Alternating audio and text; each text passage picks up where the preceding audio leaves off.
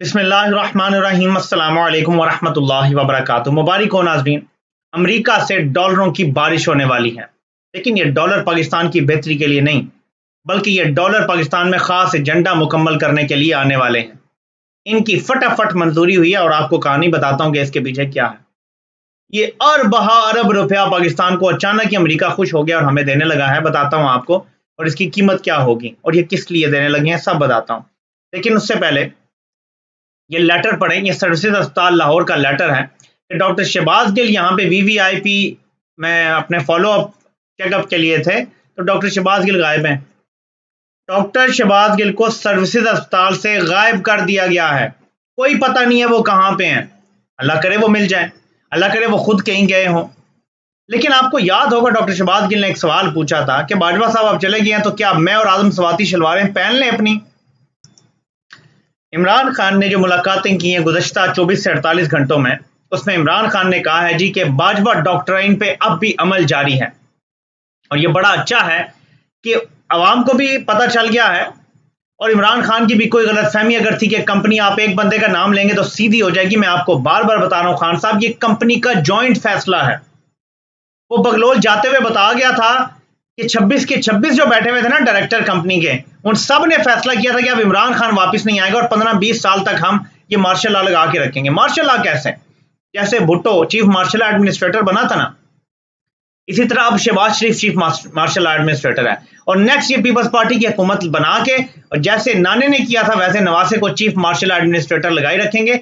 Official नाम बेशक होगा वज़ीर-ए-आज़म या जो भी होगा, लेकिन असल में मार्शल लॉ है और कम अज कम 8 से 10 साल ये कंटिन्यूएशन की कोशिश करेंगे। ये कंपनी ने फैसला किया है, जॉइंट फैसला है ये कंपनी का। इसी सिलसिले में आपको बताता हूं कि जो डॉलर आए हैं ये चेक करें जरा। US allocates 200 million for gender equality democracy in Pakistan. जब पाकिस्तान में जमहूरियत की बदतरीन पामाली की जा रही है, फाशिज्म अपने अरूज पर है, मुल्क की सबसे बड़ी सियासी जमात को फाशिज्म का सामना है और उन्हें इलेक्शन नहीं मिल रहे, तब अमेरिका पाकिस्तान को 200 मिलियन डॉलर देने लगा है जमहूरियत के लिए। जमहूरियत की मजीद मदद करने के लिए, मतलब जितनी आ चुकी है ना जमहूरियत, ये कम है, मजीद मदद करने के लिए। ये पता है कितना पैसा बनता है?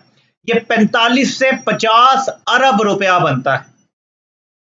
45 से 50 अरब रुपया जेंडर इक्वालिटी और डेमोक्रेसी के लिए पाकिस्तान को अमेरिका ने रातों रात साइन करके सेनेट में और पास कर दिया बिल, और अब वो पैसा पाकिस्तान को दिया जाएगा। अब आपको क्या नजर आएगा ये पहले समझ लें। मीडिया पे अचानक इमरान खान के खिलाफ प्रोपेगेंडे में 10 गुना इजाफा होगा। 10 गुना क्यों कह रहा हूं, बड़ा सोच के कह रहा हूं। 2020 में अमेरिका ने ये ग्रांट दी थी, इससे 10 गुना कम दी थी। आज अगर 200 मिलियन दी है तो 10 या 20 मिलियन डॉलर दी थी।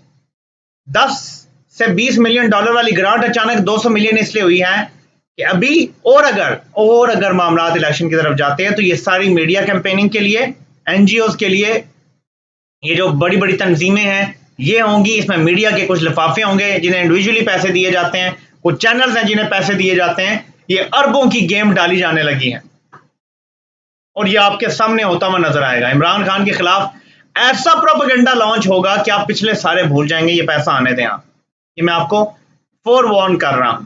आगे चलते हैं। नाज़रीन, मिस्टर एक्स ने लाहौर में क्या किया ये जरा सुने।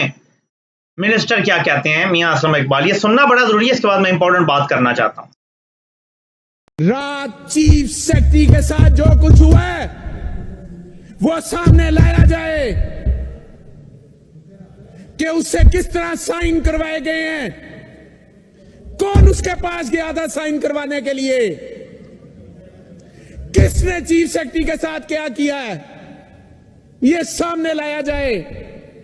अवाम को पता चले कि उनके वोटों को किस तरह से उसके तकद्दुस को पमाल किया जाता है, मजरू किया जाता है।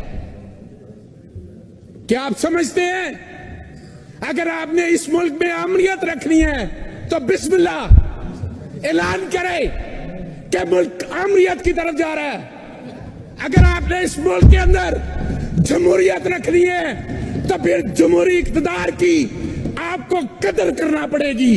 आइन के आगे आपको सरेंडर करना पड़ेगा अपने आप को। अगर आप अपने आप को आइन के आगे सरेंडर नहीं करते तो इसका मतलब है कि आप आइन से बालातर हैं। नाजरीन, आपको पता है कि मैं ये बात मुसलसल कहता आ रहा हूं कि पाकिस्तान की अदलिया और पाकिस्तान में जो कंपनी सरकार है, ये पाकिस्तान के आइन को तस्लीम ही नहीं करते। सरेंडर करना तो दूर की बात है, लेकिन ये बात बड़ी इंपॉर्टेंट है। एक ब्रिगेडियर सूबे के सबसे बड़े अफसर चीफ सेक्रेटरी को यरगमाल बनाता है, 2-3 घंटे उसको अफसे बेजा में रखता है और उससे दस्तखत करवाता है। एक ब्रिगेडियर की इतनी औकात नहीं है, ये याद रखें। एक ब्रिगेडियर की इतनी औकात नहीं है। ये order right from the top उसको मिला तो उसने ये काम किया, वरना नहीं हो सकता। लेकिन मैं यहां एक और बात करना चाहूंगा पंजाब की ब्यूरोक्रेसी पे। सिंध में कुछ हुआ था, वह पता चलता है कि फ्रेंडली मैच था। सिंध में कुछ हुआ था तो पुलिस सारी ने इस्तीफे देना शुरू कर दिए थे, काम करना छोड़ दिया था। यहां तक कि हर्ग बगलोल को अपने अफसरान को रिमूव करना पड़ा था वहां से, जब वो मज़ार कायद वाला वाकया हुआ था। सिंध की ब्यूरोक्रेसी खड़ी हो गई थी पीपल्स पार्टी की हुकूमत के साथ, लेकिन पंजाब में ब्यूरोक्रेसी डायरेक्ट कंपनी को रिपोर्ट करती है और ये मसला है। पंजाब में अदलिया, पंजाब के अदलिया तो पूरे मुल्क में ज्यादातर, और सुप्रीम कोर्ट तो माशाल्लाह सारी आप समझ लेंगे कंपनी सरकार के मुलाजिम है। पंजाब की सारी ब्यूरोक्रेसी खास तौर पे डायरेक्ट रिपोर्ट ही करती है इनको, कंपनी सरकार को। आप मुल्क कैसे चलाएंगे मुझे बताएं? जब तक कंपनी सरकार आइन के ताबे नहीं होती और अदलिया आइन के ताबे नहीं होती, ये मुल्क तबाही से नहीं बच सकता। मैं एक चीज यहां पढ़ना चाहता हूं और ये अगर इस पे अमल हो जाता तो पाकिस्तान ठीक हो जाता। ये बड़ा जरूरी है पढ़ना, आज बड़ा दिल कर रहा है कि आपके सामने ये रख दूं। ये नाज़रीन जरा पढ़ते हैं, ये सिफारिशात थी हमीदुर रहमान कमीशन रिपोर्ट की, और अगर इन पर अमल हो जाता ना 10% भी, 10% क्या, थोड़ा सा भी अमल किसने सोचा भी नहीं। ये जरा पढ़ते हैं। जर्नैलों के खिलाफ खुली अदालत में मुकदमा चलाए जाएं।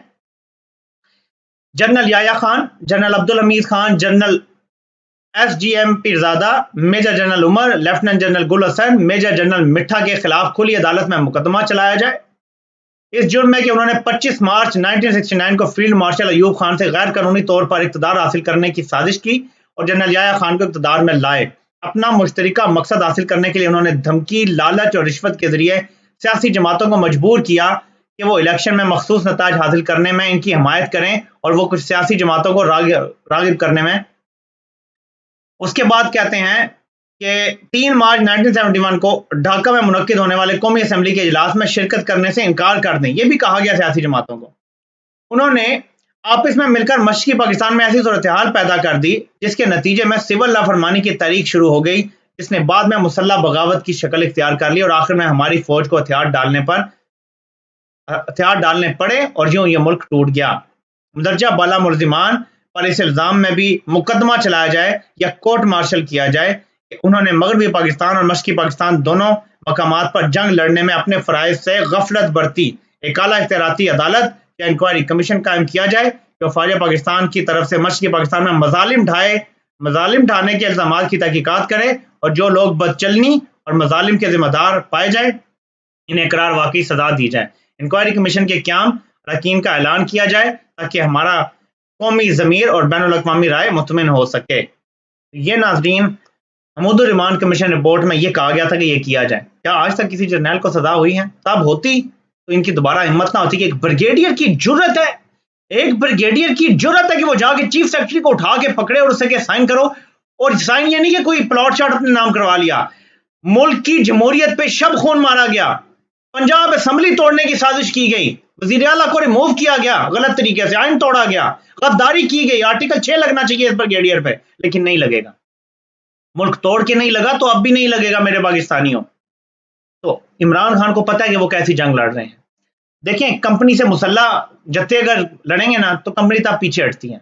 इमरान खान मुसल्ला जद्दोजहद करने वाले नहीं है, लेकिन उनका ये मानना है कि मैंने कौम में इतना शऊर पैदा कर दिया कि इवेंचुअली ये कौम सीधा रास्ता चुन लेगी और अपने सही हुक्मरान भी चुन लेगी। वो भी होता है या बाद में। मेरी ये पेशन को याद रखें कि कंपनी अगले 10 साल भी इलेक्शन नहीं करवाना चाहती। आप कहेंगे मैं लंबी छोड़ रहा हूं, फिर मैं दोहराता हूं, ये बात याद रखिएगा, कंपनी अगले 10 साल भी इलेक्शन नहीं करवाना चाहती अगर इमरान खान जिंदा रहा।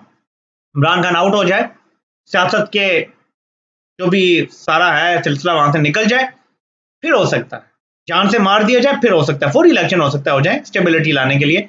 लेकिन इमरान खान के जिंदा होते हुए नाअहल करके भी ये इलेक्शन में नहीं जाएंगे।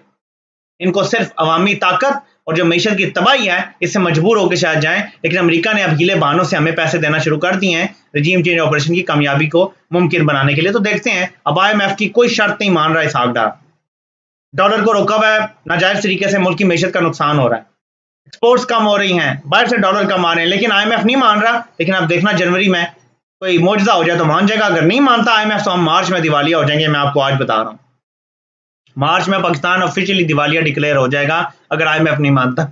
इसहाक डार को ये यकीन है कि IMF मान जाएगा। कैसे यकीन है, ये फैसला मैं आप पे छोड़ता हूँ। आपसे इंशाल्लाह फिर मुलाकात होती है। अल्लाह पाक आप सब कामयाब नासिर हो। आप सबको सुनने का बहुत बहुत शुक्रिया।